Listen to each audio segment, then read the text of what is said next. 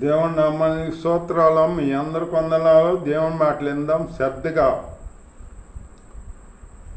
ఒకసారి రాజుల గ్రంథంలో 2 రాజుల గ్రంథంలో ఎలీషా గారు ఒక పట్టణానికి వెళ్ళినప్పుడు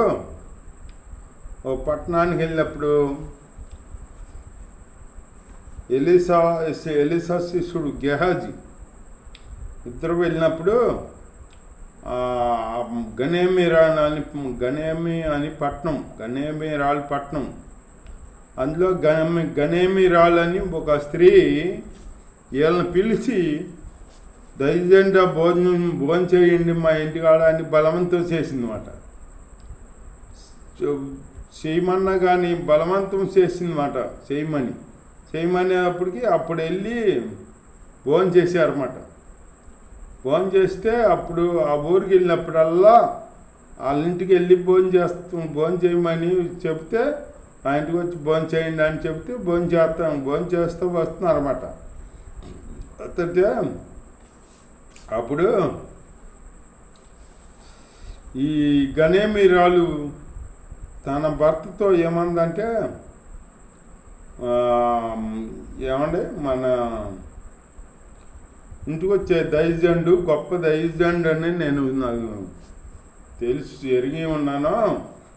గొప్ప దైవజనుడు అతను ఇక్కడికి వచ్చినప్పుడల్లా మన ఇంటికాడ బస చేయాలి, అతనికి గోడ మీద ఒక గది కడదాం, మిద్ది మీద ఒక గది కడదాం అని చెప్పింది మాట. చెబితే ఒక గది కట్టి ఆ గదిలో ఒక ఇది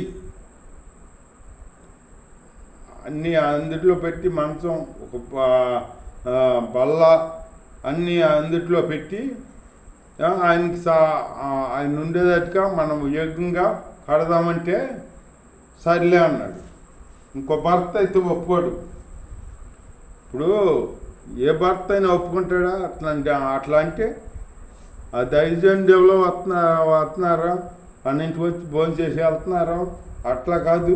ఆ దైవజన్కి మనం మిద్ది మీద గోడ మీద ఒక గది కడదాము, గదిలో ఉంటారు, ఇచ్చినప్పుడల్లా బస్ చేసి వెళ్తారు అని చెబితే ఒప్పుకుంటారు ఎవరైనా? భర్త ఒప్పుకోరు కదా. ఈ లోకంలో అయితే ఒప్పుకోరు. ఇప్పుడు మనలో ప్రజలు అయితే ఎవరు ఒప్పుకోరు. ఒప్పుకుంటారా? ఒప్పుకోరు. ఆయన ఎవరో వస్తామండి, మన ఇంటికాడ భోజనం చేసి వెళ్తామేంటి? భోజనం చేసి వెళ్ళమను అంతవరకు. అంతేగాని గోడ పైన మిద్ది పైన ఇల్లు కడతామేంటి ఆయనకి? ఆయన ఎవరో మనం కడతామేంటి అంటారు కదా. ఆయన అట్లా అనలా. ఆయన ఆ మాట అనకుండా భార్య చెప్పినట్టు విన్నాడన్నమాట. దేవుని స్తోత్రం. భార్య చెప్పినట్టు వినే భర్తలు కాడ ఉన్నారు. ఇన్న భర్తలు ఉన్నారు. భార్య చెప్పిన బట్టి భర్త వినే వాళ్ళు ఉన్నారు, భర్తలు వినేవాళ్ళు. భర్త చెప్పినట్టు భార్య వినేవాళ్ళు ఉన్నారు. అలా బైబిల్లో ఉన్నారన్నమాట. అలా అనేటప్పటికి కడదామంటే సర్లే అని కడదామనుకుని గోడ మీద మిద్ది మీద గది కట్టారన్నమాట. గది కట్టి అందులో మంచం, ఓ బల్ల, ఇంకేదో అవి కావాల్సిన ఇళ్ళ అందులో పెట్టి, ఓ బల్ల అవన్నీ పెట్టి ఆయనకి యోగ్యంగా అమర్చారన్నమాట. ఆయన వచ్చేటప్పుడల్లా అక్కడుండి ఆలస్యం చేసి వెళ్తున్నాడు అన్నమాట. వెళ్తుంటే ఒకసారి ఈ ఎలీషాకి ఏం ఐడియా వస్తుందో మరి, గెహాజీని పిలిచి అంటాడు, ఏంటి మనం ఎడల ఇంత శ్రద్ధాభక్తులు చూపిస్తుంది ఈ గనేమిరాలు మరి ఇంత శ్రద్ధాభక్తులు చూపిస్తుంది ఏంటి? ఏమన్నా మన ఎడల కావాలా ఈవిడికి సహాయము అని అడుగు. ఇప్పుడు పిలిచి మనం పిలవమంటే పిలిచాడు. అప్పుడు అంటే అడిగితే ఏ సహాయం కావాలమ్మా, నా తరపున నీ తరపుని అవల్తానా, నేను రాజులతో మాట్లాడాలా, అధికారులతో ఎవరైనా మాట్లాడాలా చెప్పు అని అంటే కాదందు. అప్పుడు గెహాజీ అంటే ఆయన కాదంటే గెహాజీ అన్నాడు, అట్లా కాదు దైజెండా, ఆవిడికి పిల్లలు లేరు, ఆవిడకి పిల్లలు లేరు, భర్త ముసలివాడు అని చెబుతాడనమాట. చెబితే అప్పుడు ఆవిడని పిలవమంటే పిలిస్తే ఆవిడప్పుడు దీవించాడనమాట.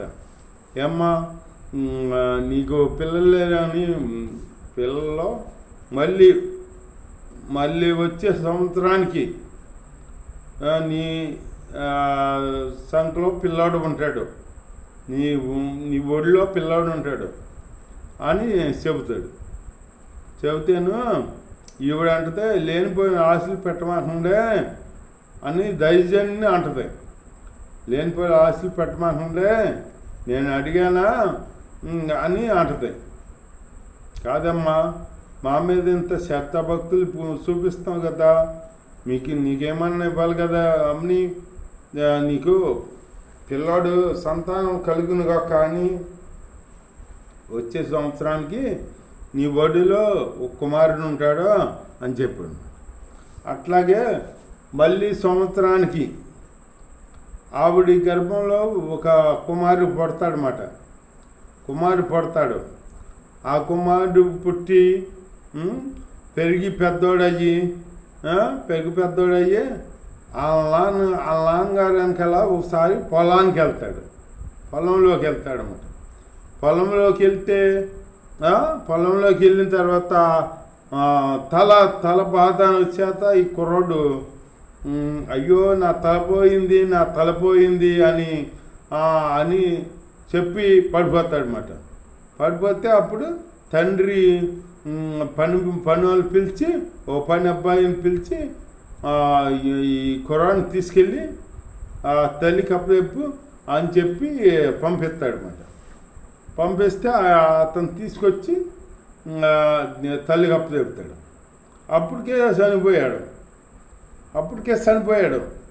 చనిపోయేటప్పటికి ఈవిడేం చేసింది అప్పుడు దేవుడి స్తోత్రం హల్లెలూయా. అప్పుడు ఒక గత కట్టమంది కట్టి బయలుదేరుతుందన్నమాట. దైజని దగ్గరికి బయలుదేరుతుంటే అప్పుడు భర్త చూసి అంటాడా, ఏంటమ్మా వాళ్ళ ఆదివారం కాదు కదా, అమావాస దినం కాదు కదా, నువ్వు దైజని దగ్గరికి దేనికి వెళ్తున్నావంటే నేను వెళ్తాం మంచిది అంటది. అంతే మాట్లాడు. నేను వెళ్తాం మంచిది అంటది. మాట్లాడు. ఇప్పుడు వాళ్ళు అయితే అట ఊరుకుంటారా? ఇప్పుడు భర్త ఆదివారం కాదు, అమావాస్య కాదు, ఎందుకు వెళ్తున్నావు నువ్వు దైజని దగ్గరికి అని అంటే నేను వెళ్తాం మంచిదేలే అని అంటే అక్కడితో సరిపెట్టుకుని ఊరుకుంటారా మగవాళ్ళు? ఊరికి నేను మగవాళ్ళు ఉన్నారు ఇప్పుడు లేరు. ఎందుకు వెళ్తున్నావు నువ్వు, దేనికి వెళ్తున్నావు, ఏ కారణం చేత వెళ్తున్నావు నువ్వు, అది నాకు తెలియాలి. అది దాన్ని ఏ పేసులు వేస్తారు, అవును అనుమానిస్తారు కదా. ఆ భర్త అట్లా అనపోతే అప్పుడు ఆ గంట కట్టి అప్పుడు తీసుకెళ్తే వెళ్ళారు. దైజనులు వెళ్తుంటే అంత దూరాన్ని ఉండగా దైజనులు చూసి గెహాజీని అడగమంటాడు. ఏంటి ఆవిడ అట్లా త్వరగా వస్తుంది, ఏం జరిగిందో చూడు అని అడుగు అని పంపితే ఎదురెళ్ళి ఆవిడని అడుగుతాడు. ఏమ్మా ఏంటి నీ కొడుకు నీ భర్త నీవు క్షేమంగానే ఉన్నారా అని అడుగుతాడు. క్షేమంగానే ఉన్నాములే కానీ అని చెప్పి వస్తుంది. గెహాజీ దగ్గర వస్తుంది అన్నమాట. గెహాజీ దగ్గర వచ్చి గెహాజీ అని నేను నిన్ను ఆశ పెట్టవద్దు అన్నాను కదా, నేను పిల్లాడు పడతాడంటే నేను ఏమన్నాను, ఆ ఆశ పెట్టొద్దు దయచేయండి అని చెప్పాను కదా నేను. అయినా కానీ మీరు నాకు కుర్రాడిని ఇచ్చారు. ఆ కుర్రాడు ఇప్పుడు చనిపోయాడు. ఆ కుర్రాడు చనిపోయాడు, నీవు రావాలి అని అంటే ఈ దయచేయండి ఏమని చేశాడు, ఒక ఇది ఇచ్చి ఒక కమండలం వంటిది ఇచ్చి ఈ కుర్రాడి మీద శాపమని అది కుర్రాడి మీద పెట్టు, ఎవరు ఎదురైనా ఏం చెప్పమాక, నువ్వు బదులు చెప్పమాక, వందనాల కాడ చెప్పమాక, నువ్వు వెళ్ళిపోయి ఇంటికి వెళ్ళి ముందు ఆ కుర్రాడి మీద ఈ దండం పెట్టు అని చెప్పాడు అన్నమాట. చెప్తే అప్పటికి దేవుడి స్తోత్రం హల్లెలూయా చెప్పాడు అన్నమాట. చెప్పేటప్పటికి అట్లాగే అని అని వెళ్దామని రెడీ అయితే ఇప్పుడు రాలా వద్దంది, నీ వస్తే కానీ నేను వెళ్ళను దయచేయండి రామంది. అంటేను అప్పుడు దగ్గరకు వచ్చి వస్తుంటే ఆవిడ గెహాజీ ఆవిడని తోసేపోతున్నాడు వెనక్కి. తోసేపోతుంటే అప్పుడు ఎలీషా చెప్పాడన్నమాట, ఆవిడ మన దుఃఖంలో ఉంది, ఆవిడేమనమాక అని చెప్పి అప్పుడు ఆవిడ చెప్పినట్లు నీవు రావాలి అని చెప్తే అప్పుడు ఆయన వెళ్ళాడనమాట. ఆయన వెళ్తే కుర్రోడు చనిపోయి ఉన్నాడు. ఆయన కట్టిన గదిలో మా మంచం మీద పడుకోబెడితే చనిపోయి ఉన్నాడు. అప్పుడు ఏం చేయాలి, అప్పుడు దైవజనుడు వెళ్ళాడు గదిలోకి, ప్రార్థన చేశాడు. ప్రార్థన చేసినా ఏం రాలా, దండం చాపాడు ముందు దండం. ఆ గెహాజీ వచ్చి ఆ దండం కుర్రాడి మీద చాపాడు ముందు, ఏమీ లేదు. లేకపోయేటప్పటికి ఆ తర్వాత ఎలీషా వచ్చి మళ్ళీ చాపాడు, ప్రార్థన చేశాడు. అయినా ఏమీ చలనం లేదు. చలనం లేకపోతే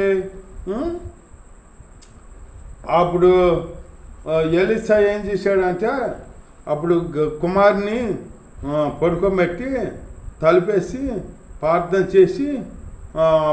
చేసి ఆ కుర్రోడి మీద నిలువుగా పడుకుని వెట్ట కలుగుతాకి పడుకుని చేతుల మీద చేతులు నోరు మీద నోరు ఇట్లా పెట్టి పడుకొని ఆడమాట వెట్ట కలుగుతాకి అట్లా చేశాడనమాట.